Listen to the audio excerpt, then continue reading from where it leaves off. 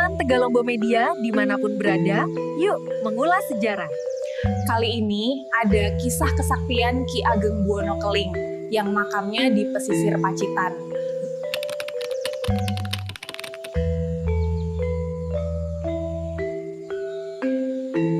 Dahulu, terdapat kisah sosok penguasa Wengker Kidul pesisir selatan Kabupaten Pacitan bernama Ki Ageng Buwono Keling. Terkenal sakti loh guys. Kesaktian semacam itu dikenal dengan ajian rawa rontek. Ilmu kuno cukup langka, bukan sembarang orang bisa memilikinya.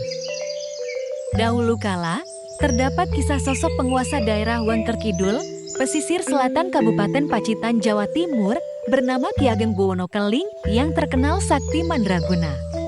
Wengker Kidul itu maksudnya wewengkon sing angker ning pesisir kidul. Setelah menjadi menantu Prabu Brawijaya V, Ki Ageng Buwono Keling diberi hadiah berupa tanah di Wengker Kidul dan dipaksa untuk tunduk pada kerajaan Majapahit. Hadiah itu mungkin saja cara untuk membunuh Ki Ageng Buwono Keling secara perlahan, atau memang itu murni sebagai hadiah.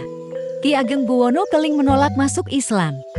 Ki Ageng Buwono Keling sejatinya telah membangun peradaban dengan cara kepemimpinannya yang berpusat di wilayah Jati, Kecamatan Kebonagung, kurang lebih berjarak 7 km dari alun-alun Pacitan. Sebagai penguasa, Ki Buwono Keling pun masih mempertahankan kepercayaannya, yakni Buddha Siwa, warisan dari Pajajaran. Ki Ageng Buwono Keling konon seorang satria asal Pajajaran yang menikah dengan putri dari Brawijaya V, yakni Putri Togati pada tahun 1550 silam. Betul sekali. Togati, putri Brawijaya V yang ia nikahi, tidak lain merupakan saudara tua Raden Patah maupun Raden Katong.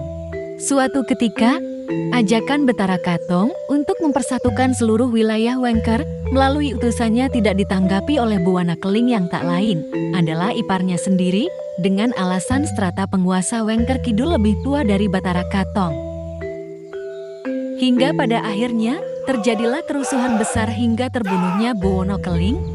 Penyebab kematiannya bukan soal kekuasaan, melainkan demi mempertahankan keyakinan pasca kedatangan pendakwah Islam dari Kerajaan Demak Bintoro yang dipimpin oleh Ki Ageng Petuh, Ki Ageng Kosong, dan Syekh Maulana Maghribi.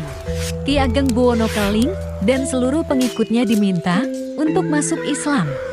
Ketiga tokoh tersebut membawa misi menyebarkan Islam. Tetapi Ki Buwono Keling menolak diajak masuk Islam. Akhirnya terjadilah perang tanding. Permusuhan berujung peperangan kedua kelompok Buddha dan Islam tersebut berlangsung lama.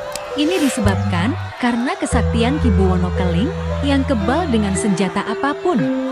Setiap dibunuh, dirinya hidup lagi, kemudian dibunuh lagi, saat ditebas menyatu kembali. Nyaris putus asa, akhirnya Syekh Maulana Maghribi melakukan tapa atau semedi guna mencari petunjuk kepada Allah Subhanahu wa Ta'ala.